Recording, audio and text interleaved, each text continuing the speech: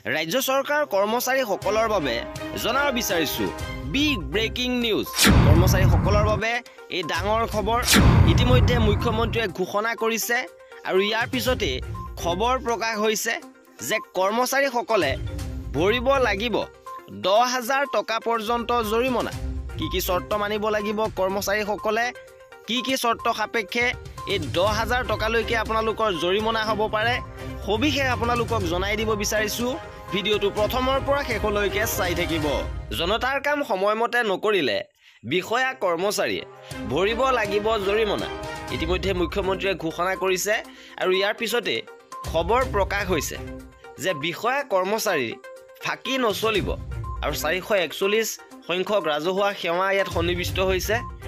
নিৰ্দিষ্ট সময়ৰ ভিতৰত সংশ্লিষ্ট কৰ্তৃপক্ষই নাগৰিকক সেৱা প্ৰদান নকৰা হেতু অভিযোগ সত্ত্বেও সমাধান নহ'লে 100ৰ পৰা 10,000 টকা পৰ্যন্ত হ'ব জৰিমনা। ৰাজ্যৰ নাগৰিক সমাজৰ বাবে চৰকাৰী কাৰ্যালয়ত কোনো ধৰণৰ কাম বিলম্ব হ'ব নোৱাৰিব। বিষয়া কৰ্মচাৰীৰ গাফিলতি তথা ময়মতালিৰ বাবে নাগৰিকসকলে হাৰাশাস্তিৰ সন্মুখীন হ'ব নোৱাৰিব। অন্যথা চৰকাৰে তেনে বিষয়া কৰ্মচাৰীৰ বিৰুদ্ধে চাকৰিৰ পৰা নিলম্বন, বৰখাস্ত কৰা আদিকে ধৰি অনুশাসনমূলক ব্যৱস্থা গ্ৰহণ কৰিব। আৰু ৰাজ্য চৰকাৰে 441টা বিষয়ত নাগৰিকক সমাজৰ সঠিক সময়ত সেৱা প্ৰদান কৰিব পৰাকৈ গঠন কৰিছে অসম ৰাজ্যিক ৰাজহুৱা সেৱা অধিকাৰ আয়োগ। আৰু নাগৰিক কেন্দ্ৰিক সুশাসনৰ বাবে এই পদক্ষেপ ৰাজ্য চৰকাৰৰ প্ৰশাসনৰ ক্ষেত্ৰত নতুন প্ৰভাত বুলি অভিহিত কৰা হৈছে। বিষয়া আৰু কৰ্মচাৰীসকলৰ দায়বদ্ধতা সুনিশ্চিত কৰিবলৈ এই আয়োগে সকলো পদক্ষেপ গ্ৰহণ কৰিব। উল্লেখযোগ্য যে ৰাজহুৱা সেৱা অধিকাৰ আয়োগৰ অধীনত 441টা নাগৰিক কেন্দ্ৰিক সেৱা উপলব্ধ থাকিব। ইয়াৰে 5টা মূল সেৱা হিচাপে চিহ্নিত কৰা হৈছে।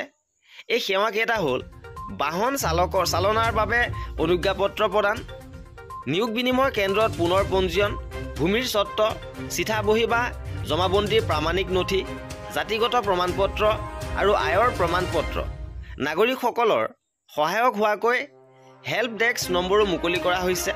সেৱা সেতু পৰ্টেলৰ জৰিয়তে ৰাজ্যৰ যিকোনো নাগৰিকে উক্ত সুবিধাসমূহ লাভ কৰিব।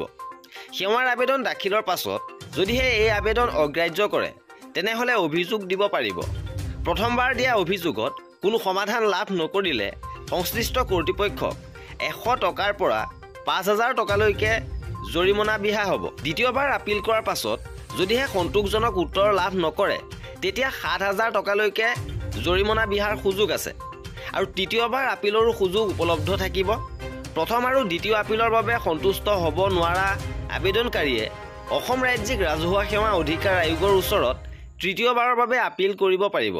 আৰু এই ক্ষেত্ৰত 10,000 টকালৈকে সংশ্লিষ্ট কৰ্তৃপক্ষক জৰিমনা বিহিব বুলি সতৰ্ক কৰি দিছে। আৰু কৰ্তৃপক্ষই নাগৰিকসকলৰ পৰা লাভ কৰা আপিলৰ প্ৰয়োজনীয় তদন্ত কৰাৰ লগতে অভিযোগসমূহৰ নিষ্পত্তি নিশ্চিত কৰিব লাগিব। আনহাতে অভিযোগসমূহ শীঘ্ৰে নিষ্পত্তি কৰিবৰ বাবে নিয়মীয়াকৈ নিৰীক্ষণৰ ব্যৱস্থা কৰা হ'ব। ইয়াৰ দ্বাৰা যিকোনো চৰকাৰী কাৰ্যালয়ত যিকোনো বিভাগৰ অধীনত নাগৰিকসকলে নিৰ্দিষ্ট সময়ৰ ভিতৰত নিজৰ অভাৱ অভিযোগসমূহ ফলপ্ৰসূ সমাধান কৰিবলৈ সক্ষম হ'ব। আৰু এই আছিলে এই ভিডিঅ'টোত। কৰ্মচাৰীসকলৰ প্ৰতিটো আপডেট পাই থাকিবৰ বাবে আমাৰ চেনেলটো ছাবস্ক্ৰাইব কৰি ৰাখিব। ভিডিঅ'টো শেষলৈকে চোৱাৰ বাবে বহুত ধন্যবাদ।